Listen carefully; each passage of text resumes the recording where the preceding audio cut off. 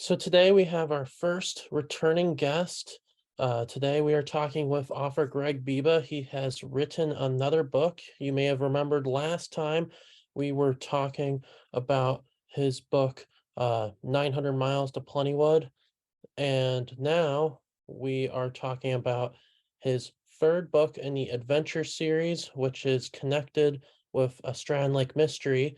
This new book is called Death Wish at Machu Picchu. Yep. So please welcome author Greg Biba to PodPaca. Thanks, guys. Really appreciate it. Hey, Greg, how are you? Good, Tim. How you guys doing? Good.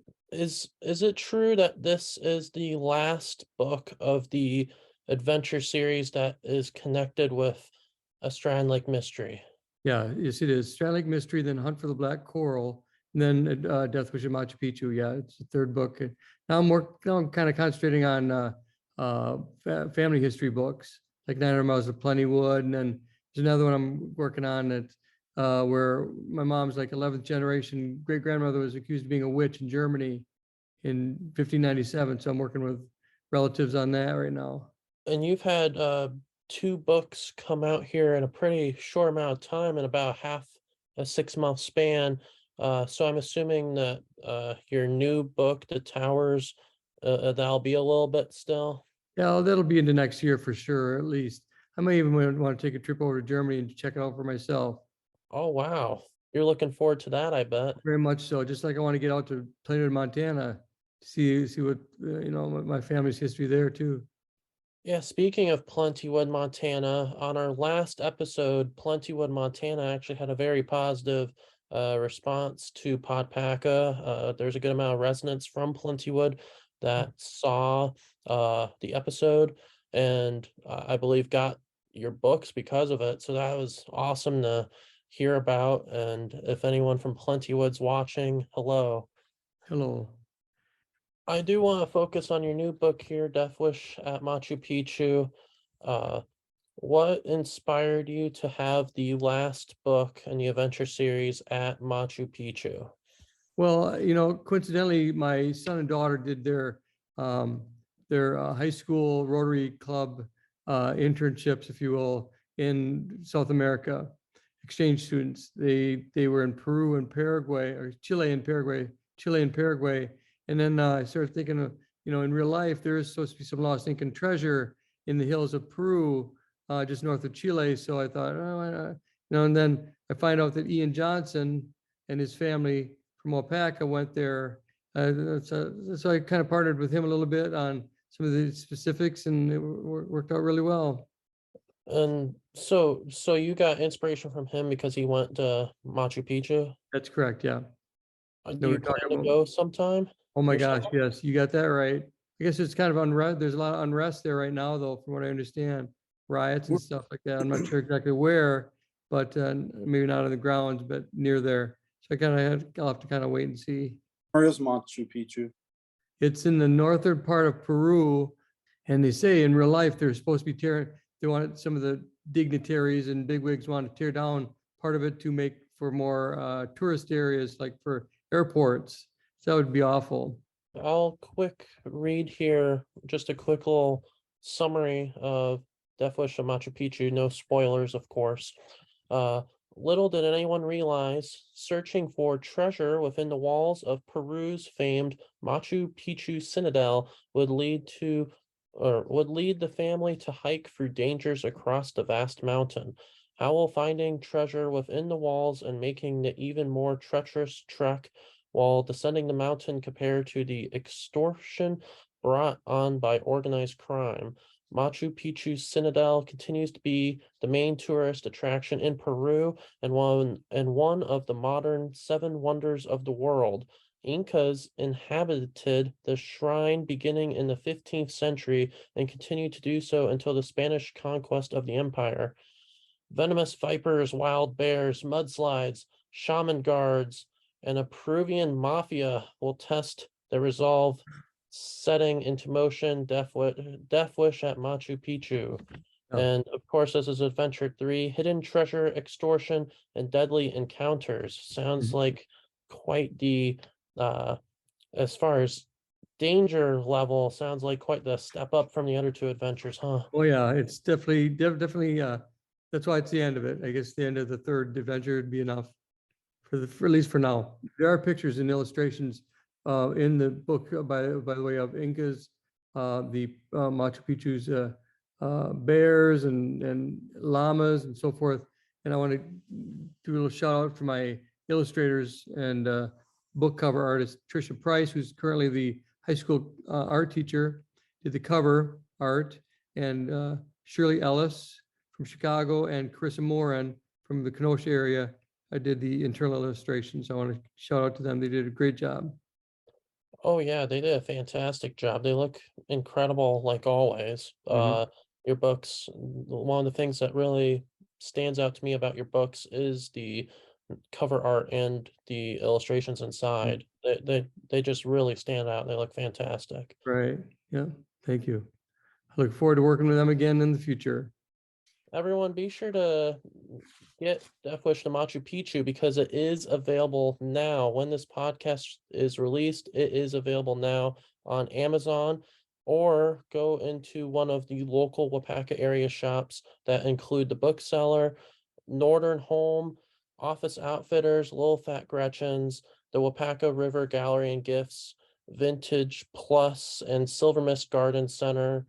They all have the Death Wish to Machu Picchu book, and also some of Greg Biba's other books, including Strand Lake Mystery, 900 Miles of Plentywood, and so on. The Hunt for So the Black Coral. Yeah. yeah, and The Hunt for the Black Coral, yes. I do plan on the second book, The Hunt for the Black Coral, takes us into, I think I may have talked about this in before, but another bucket list trip to go to maybe when my wife and I go to Florida in March to visit my brother and her best friend. We're going to try to go to the area just east of Florida in the Bermuda Triangle and see if we can kind of get us feeling for what that might be like. Because basically, the Hunt for the Black Coral is us being tricked to go down there to find rare black coral and treasure in the Bermuda Triangle. So Are you gonna try to recreate all three adventures? Go yeah, Strand Lake, eventually, might need then your help there. I want to eventually try to create some sort of little movie series, Joe, with your help. oh, there you go. Yeah. Uh, I bet you could pull that off here at some point. Yeah. What's, this is your third book.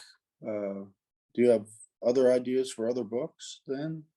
Yeah, I do. Besides the one where I don't think I'm giving you any spoilers, but giving away any spoilers, but yeah, besides the one where my mom's like 11th generation great grandmother was accused of being a witch in Germany, Mm-hmm. 1597, she ended up hanging herself in the witch's tower.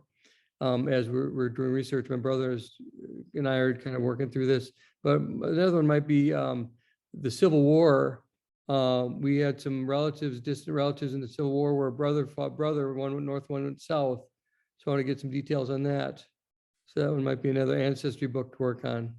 Is being an author your main focus now? Because you are retired out of teaching. Some people listening may have had you as a middle school band teacher, but is being an author now your main focus over anything else? Yeah, pretty much, Joe. And Tim, pretty much, writing now, and besides shoving a little snow here and there, and the depths of winter. But yeah, it's pretty much writing now. With it being winter, is writing the only thing you do, or are there other things in the winter that you enjoy doing?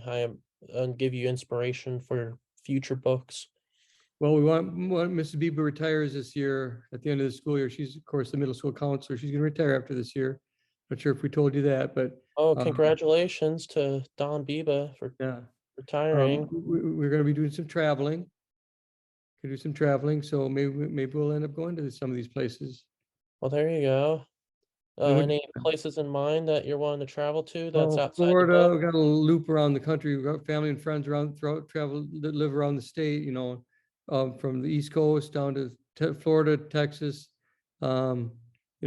Carolinas, and so forth. So a whole bunch of different places like that. We're gonna do some traveling. Well, congratulations once again. That's Appreciate it. terrific to hear for Dawn. How long has she been the guidance counselor Well, at probably the a middle good school? 23 years or so, probably 23. And then, you add 6, 7 years here and there, or even longer than that, some other places. So she's probably been teaching 30 years at least, counseling. Oh, wow. Well, yeah, we really appreciate all of our teachers here on PodPaca. We really do. They do so much for not only in the classroom, but outside the classroom as well. Just not only great role models, but they do so much for the community. So thank you to all our teachers in our area. Thank you, Joe and Tim.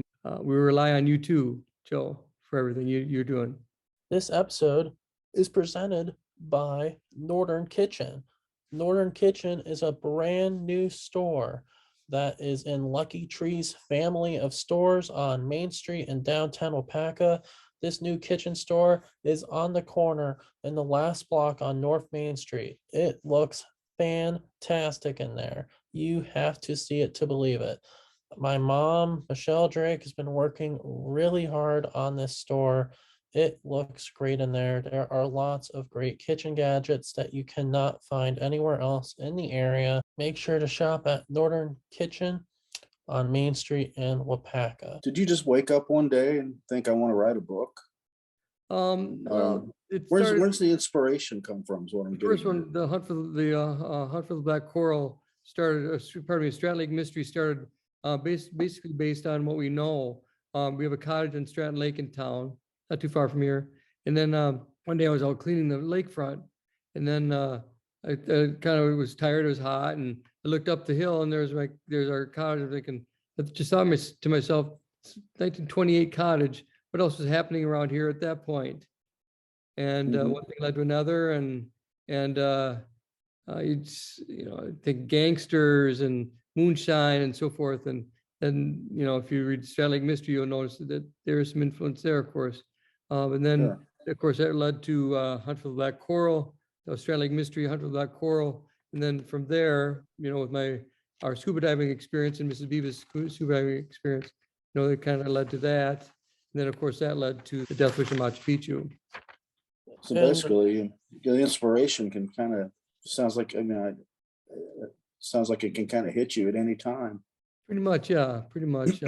But it's basically based on things we've experienced, and whether it's me or Mrs. Biba or the family or the kids or whatever. Yeah. And I don't know how many people know this, but in the adventure series, which includes this new book, um, your the main characters in the story are your own family. Can you talk a little more about that? Well, I wanted to keep the family involved, and with Adam and Kaylee being in South America, the Death Wish of Machu Picchu, want to make sure they're part of the story. So yeah, so all of them are named after your family members, correct? Yes, All that's the correct. characters. Mhm. And the story does open up with Adam Biba in this new book, uh, who is speaking on the phone with Juan Carlos, who is a tour guide. Mhm. And so Adam and his sister Kaylee, they met while they were foreign exchange students in South America. So Juan tells Adam that the Peru government plans to tear down, then rebuild the Machu Picchu Citadel so that it's more accessible to tourists, like we were talking about previously, and this will give them a chance to find the lost Incan treasure. Yeah. Uh, and so they persuade Greg and Dawn, the characters in the story, named after both yourself and your wife, and his sister, to join the adventure. So that's your family must be so happy to be involved in that way, and how they've inspired you so much with the characters in the book. Oh, I hope so. I hope so. I want to make sure that since they're such a part of my life, I want to make sure they're part of the book. Oh, for sure. And also too here, something that we didn't mention last time is that you are a part of the Waupaca Writers Club, Yeah. and that that is a huge resource to help Good. you with editing, because it's no matter how good you are as any kind of writer, if it's an author or a screenwriter, it's always good to have someone else with a different set of eyes and a different life experiences look at your writing to tell you what should be edited here and there. Absolutely, Joe. You said it 110% right there. We've recently, in our Writers group, we meet, we meet 2 times a week at the Lakes Church across from Nofke Lumber in town. Uh-huh. And two new people, Chuck Brownlow was one. And he's a retired dentist out of Wild Rose. He's an author now too. And then there's another young lady, I can't think of her last name, but she is a middle school or high school kid, and she just recently joined too. So getting all sorts of different ages. And is it a pretty large group? Is it only you three? Oh, I think 6, 8, 10, roughly. Show up each time for about an hour, and I'll each read like a page or short chapter out of our book, and we we make copies of what we what we're reading, and people can write down on the copies what they think, and yes or no, and good or bad or whatever, and it works out really well.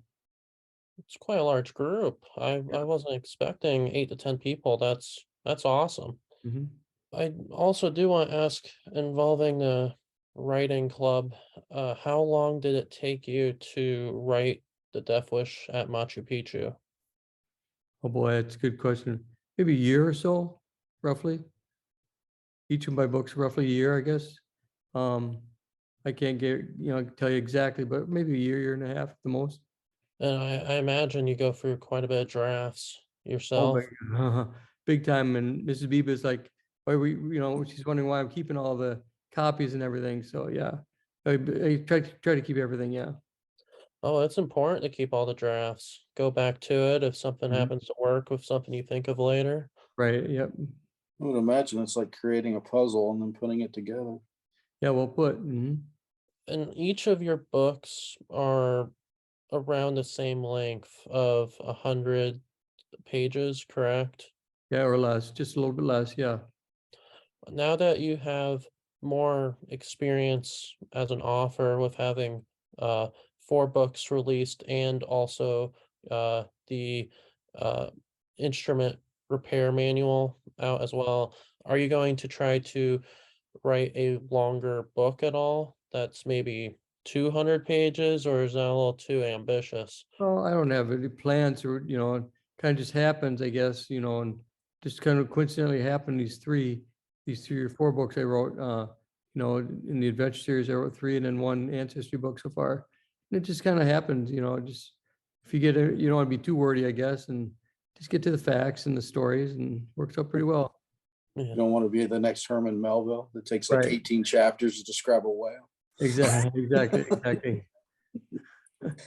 Now, speaking of that, though, it reminded me, some of my favorite books I've read. Well, one of my favorite authors has always been Richard Bach. I don't know if you're familiar. For sure. Yeah. Yeah, Jonathan Livingston Seagull and Illusions. And Mhm. neither one Yeah. of those books were terribly long. And they Yeah. ended up being bestsellers. So you Yeah. just Yeah. never know what you're going to hit on, Yeah, Richard Bach is Mrs. Biba is one of her favorites. Yeah.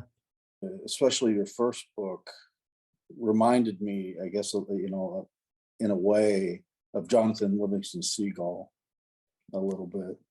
The Strand Lake So, Mystery. yeah, what I mean by, not that they were like a similar, they were, it was a similar read, Okay. a similar feel, I should I say. see. Sure. The books were completely different, but it Okay. kind of reminded me of Right. that. Yeah. Good points. Are there any authors that have inspired your writing? No, not really. I think just the Waupaca Writers Group actually, it's a big inspiration, and you, of course, and your family encouraging me, and my family encouraging me, and I think that's it right now. 2022 just came to an end. Are you a big reader, I'm assuming? Oh, I like to read. Yeah, I like to read. Short books and magazines, newspapers, that kind of thing. Yeah, big Do you time. have any favorites of the last year? Well, That currently I'm reading Chuck Brownlow's. He's in our group. He's in the second, his third book now. So I don't want to give any of that away, but yeah, I'm reading Chuck Brownlow's book too. Is kind of an ancestry book on it's like to grow up in the country and near the Wild Rose area. So he's kind of inspiring me too. This part will have spoilers to all of the adventure series books. So what inspired you to end the Death Wish at Machu Picchu like you did? Well, a part of it was that we may have discussed it at the our last podcast, but Mrs. Biba ended up escaping from Bahrain in the Middle East years ago, before we came back to Wisconsin, before my dad passed away from cancer and so forth, before she had her son Adam, our son Adam, and wanted to make sure that that was part of the deal where, you know, she does escape in the third book, The Death Wish of Machu Picchu, and somewhat like she really did in real life. That's so cool that you brought that story in, because that was one of the I thought that was one of the highlights that you mentioned from our last podcast Mhm. was that story, because I had no clue that even happened. Mhm. And the fact that you brought that into the final book, that's so cool. Yeah. Well, it really happened. So yeah. The best inspirations from real life. Oh yeah, definitely reality sets in. Is there anything that you would like to tell your readers uh after they have read The Death Wish at Machu Picchu? Please enjoy it, relax, enjoy it, and if you enjoy it enough, you know, write a nice little review on Amazon for it. But also, you know, check out the ancestry books, 900 Miles to Plentywood. There's a lot of intrigue in there. And then the other one will be called, probably they call it The Towers, where my mom is, like, I think I mentioned, the 11th generation great grandmother was accused of being a witch in Germany in 1597. So that'll be coming out in a year or two probably. How much detail of that do you have already?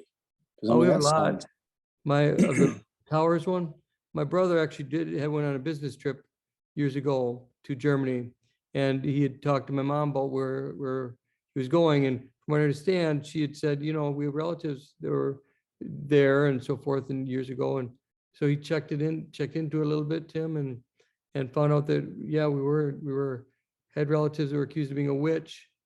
And so he's doing research, and he's staying, he got a little tour, private tour from an individual. I don't know if it was a priest or someone like that, of the towers. And so, yeah, why did she get accused of being a witch? Was she a healer or something? And do you have any back idea? then, back then, even the Salem witch trials, you could be accused of any, if a neighbor didn't like you, if your husband didn't like you, you could be accused of being witch, and there's nothing you could do about it. Innocent until proven guilty was not the case back then. Yeah, You're guilty and then innocent. sounds delightful. Yeah, Yeah. just great. So yeah, we'll let you know how it goes, and if I do end up going on a trip over to Germany with my wife or my brother, I will let you know. Because, you know, it seems like a lot of your stuff is partial fiction. You know, fact and fiction mixed together. Right. Have you ever thought, I mean, you mean the type of books you're writing and so forth, have you ever thought about changing course in a big way and maybe writing like a horror book or something of that nature? Not really, not off the top of my head. I mean, if you have any inspirational ideas, let me know, Tim. Well, you got one right there, The Witch. That's a springboard. There you go. There you go. Yeah, she could Well, she could come back and have her vengeance or something. He was not a witch after all, I guess, from what I understand. But Well, but no, I understand. I know. I doubt many of the witches were witches. You're right. Right. Exactly. They're accused, but not. There was a lot of bribery that went on, and you definitely had to work your way out of it once you're being accused. If you had a bad eye, if you had a bad leg, or if you just weren't kind of normal, you were accused of being witch. Then you could do men and women. Hmm.